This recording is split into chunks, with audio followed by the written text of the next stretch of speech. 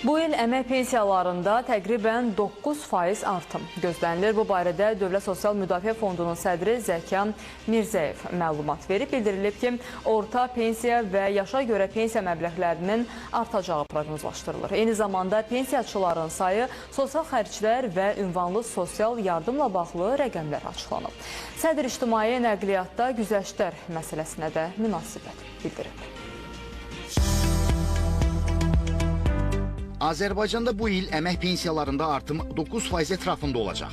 Bunu Dövlət Sosial Müdafiə Fondunun sədri Zəkan Mirzəyev bildirib. Gözlənilən artımlar və bizim yenidən hesablamalar, pensiya sisteminə daxil olacaq pensiyaçılara təyin olunacaq məbləğləri nəzərə alacağımız halda biz düşünürük ki, növbəti il orta pensiya məbləği 543 manatdan 590 manata çatacaq.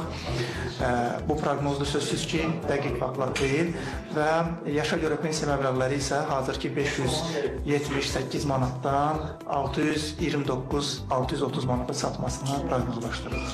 Sədr qeyd edib ki, ötən il Azərbaycanda pensiyaçıların sayı 1.098.651 nəfər, pensiya xərcləri isə 7,1 milyard manat olub.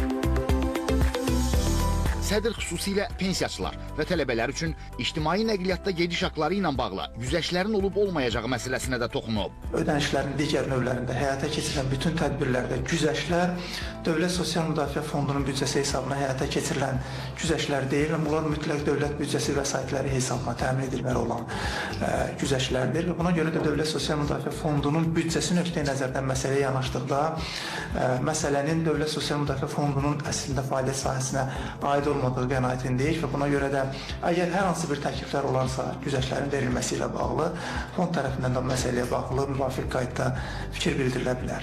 Zəkan Mirzəyev bildirib ki, ötən il Azərbaycanda 76 min az təminatlı ailənin 335 mindən çox üzvünə ünvanlı sosial yardım ödənilib.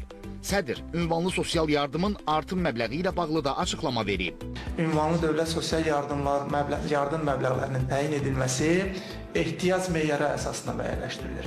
Bildiyiniz kimi, ötən ilin dekabr ayında qanuna, müvafiq qanunvericilikdə dəyişikliyə uyğun olaraq ehtiyac meyarı da 285 manatdan 300 manata çatdırıldı və bu da özülüyündə fərdi qaydada hesablanan ünvanlı dövlət sosial yardımlarda artımda özünü göstərməlidir. O da bildirilib ki, ötən il Azərbaycanda ümumilikdə 198 min nəfərə proaktiv sosial ödəniş təyinatı aparılıb. İslam Əşrəfov, Yusif Kərimli, Vüsal Cəfərov, Xəzər xəbər.